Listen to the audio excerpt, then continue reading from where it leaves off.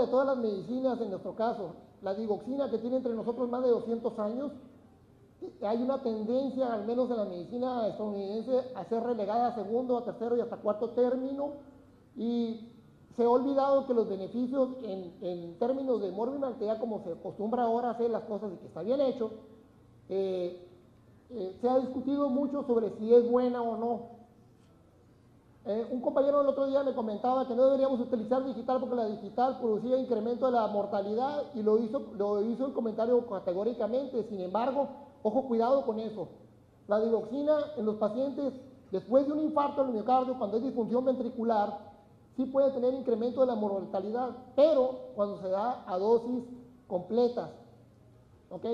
A dosis bajas, la mortalidad de los pacientes con insuficiencia cardíaca no se modifica y sí se reducen las hospitalizaciones.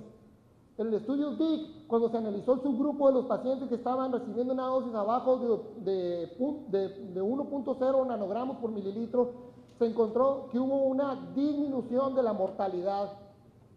En un momento dado es la mortalidad por insuficiencia cardíaca y la mortalidad global. Así que hay muchas cosas en cuestión a eso, ¿no? Cuando se estudió, cuando se realizó el estudio ISIS-2, por ejemplo, se vio que cuando se analizó el subgrupo de los pacientes que recibieron aspirina y que eran pacientes del grupo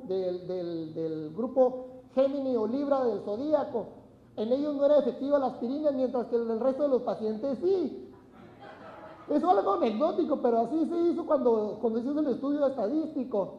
Así que aquí tiene que ver el signo zodiacal, así sucedió. Así que ojo con esto, ¿no? O sea, que no nos vayamos con la finta de que porque un medicamento en un estudio salió que incrementa la mortalidad, vayamos a hacerlo a un lado conociendo sus beneficios tan importantes, ¿no? Ahora, este es el meollo importante de la plática. No me van a dejar sin terminar la plática, please. Okay, ya todo. Igual que el doctor. Ok. Este es el punto más importante de lesión de todas nuestras pláticas. El endotelio es la base del inicio del problema de aterosclerosis que genera tantos problemas y que terminan en pláticas tan interesantes como la del doctor Delgado, ¿verdad? Porque cuando tenemos esto, después sigue el trombo y ahí es donde entra el doctor Delgado a curarlo. Pero tenemos que saber desde el principio qué está sucediendo. El endotelio, cuando está sano, existe un balance entre fuerzas que son teniendo hacia la proliferación, hacia la vasoconstricción, hacia la trombogenicidad, etcétera, etcétera, etcétera. Y existen fuerzas contrarrestantes. Desafortunadamente ahí el que todos van contra él es el óxido nítrico, que es el superhéroe de aquí del endotelio. Pero este equilibrio se mantiene gracias a que el endotelio se mantiene sano. En el momento que el endotelio se enferma gracias a factores que lo están agrediendo, entonces existe un mecanismo de regeneración del endotelio generado por una situación que se llama células progenitoras endoteliales. ¿Okay? Las células progenitoras endoteliales están generadas en la médula ósea, viajan a través del torrente sanguíneo y se depositan donde hay lesión en el endotelio dañado. Y lo reparan, lo regeneran para que vuelva a funcionar normalmente. Si este ciclo o este equilibrio entre daño y regeneración se pierde, entonces sobreviene la aterosclerosis. Y eso es un concepto mucho más sencillo, más fácil de entender y que cuando se extrapola a todas estas pláticas que estamos viendo, vemos que ahorita como vamos a ver cómo tiene injerencia en todas esas situaciones. Una célula endotelial, una vez que se fragmenta por apoptosis debido a los 4 factores de riesgo más importantes, genera micropartículas endoteliales que ahora actualmente están siendo medidas por marcadores superficiales. Cuando el endotelio se rompe, la superficie interna de unos componentes de la membrana con su carga negativa traen a estos marcadores y estos son los que son medibles en su circulación. ¿Okay? ¿Cuáles son los factores relacionados con el descenso de las células endoteliales progenitoras endoteliales? Aquí hay que resaltar la inactividad física. En cuanto vamos a ver los factores, los mecanismos de disrupción de los factores de riesgo. La disminución de la proliferación y adhesión de las CPCs en los diabéticos. Aquí es interesante señalar que los pacientes que tienen elevación de la hemoglobina alfa glicosilada tienen un incremento en las EPCs.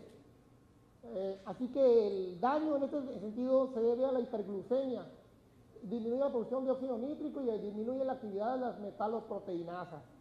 Van a decir, ¿cómo? No, se supone que aumenta. O sea, no, aquí en un momento dado disminuye. Entonces el paciente que tiene insuficiencia cardíaca, que necesita un poco más de estructura de matrix, produce más tendencia a la remodelación cardíaca. En la dislipidemia, las LDL producen senescencia, aunque las transitorias endoteliales se hagan más viejas más pronto, y la apoptosis de ellas.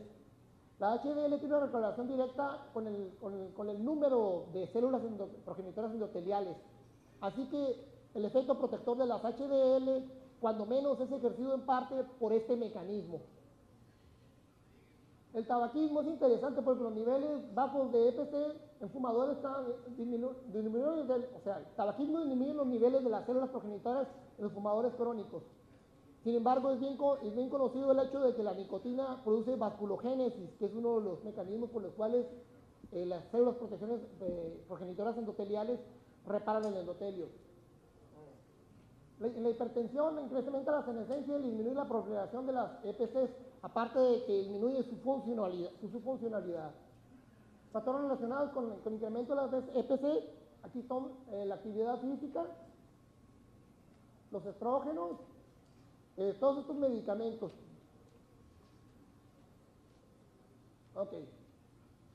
Existe un estudio en el que ya se midió en 500 pacientes los niveles de células progenitoras endoteliales